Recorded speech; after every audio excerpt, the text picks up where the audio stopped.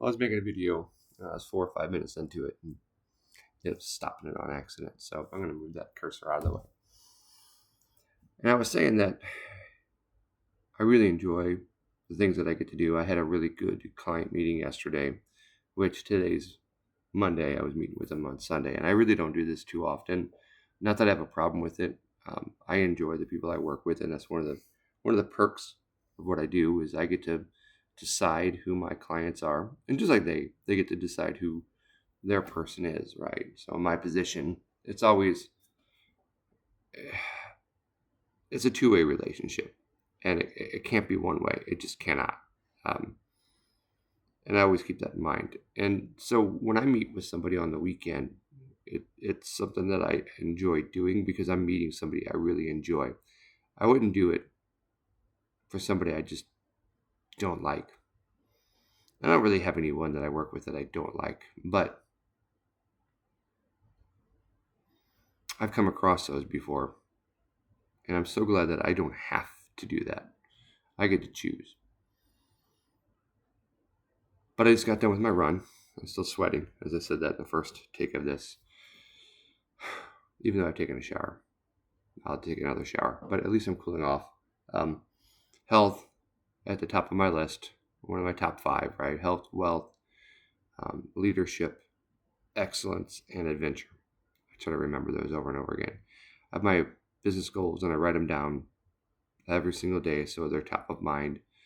I'm willing this into existence. I'm reading Napoleon Hill's Think and Grow Rich, and I'm also reading How to Read a Book.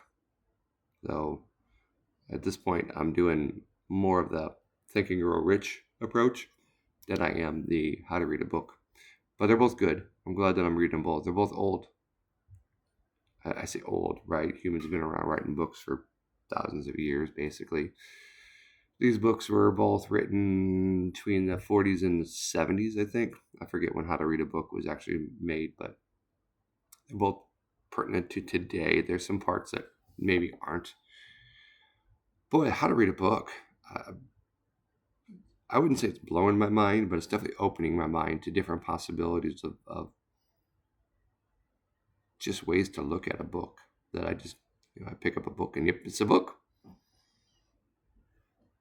It goes through and describes many, many different ways of doing things and how to think about it differently than I ever have. And I think that that's awesome. It's the reason why we read books, right? Is to learn from others. And this is definitely one of those situations. I mean, I'm a pretty good reader, but I'm just barely scratching the surface of what can be done. And I really love the fact that there's so much more height for me to go. I just had to read the book. It's 335 pages of really dense material. And then there has to be 50 or 60 pages of appendices, which I don't even know what that's all about. But there's so much to this How to Read a Book that I have left.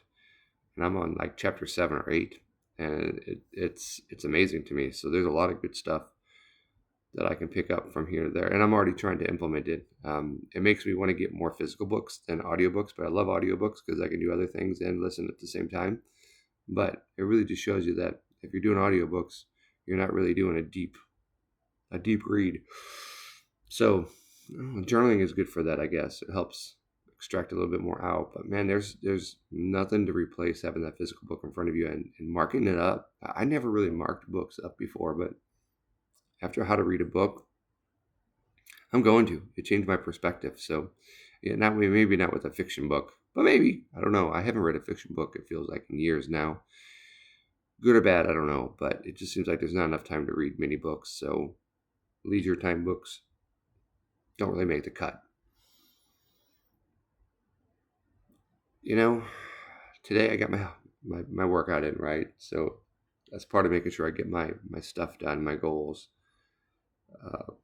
There's some processes that I'm working on the business that I want to make sure I adhere to. So that's big for me to make sure I'm actually doing it because I haven't been so great at that. So I'm holding myself accountable, repeatable process. And I realized, I've been in this for going on 6 years and I'm been following somebody else's lead and they are not as process driven as I am, which is fine. I mean, for for them it works. It works fantastically. They do a great job. But for me, it doesn't work so well. I came from an IT background and everything was processes and documentation and follow the procedures. And I need that. And that also goes back to my mentality. I have a hierarchical mentality to things. I'm very much, I don't know if military is the right word to say here, but kind of that same thing. Like you don't go above your boss unless there's a real good reason for it.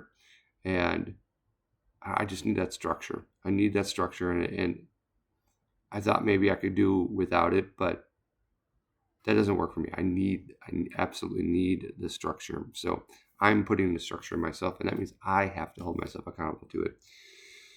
Structure is important for me. It's not for everyone. And what I'm doing is not for everyone because I'm a little bit more on the touchy-feely side of things. But I love putting this stuff in there, man. I feel like,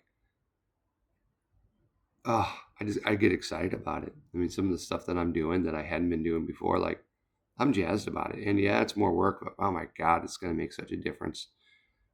I absolutely love it. So I can't wait to keep implementing the stuff that I'm doing.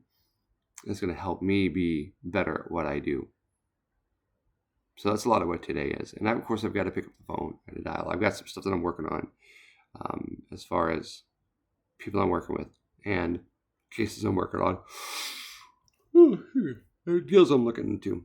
So there's a lot. There's just a lot every single day. And I like that part. The first couple of weeks of this year have been messed up, to say the least. The snow days, the kids at home have definitely not helped me get out there as good as I should. And it wears, right? It makes a difference. And I'm fighting through that as best I can. And some things I can't quite do. So I actually went into the office whenever it was snowing like crazy. But I'm also safe about it.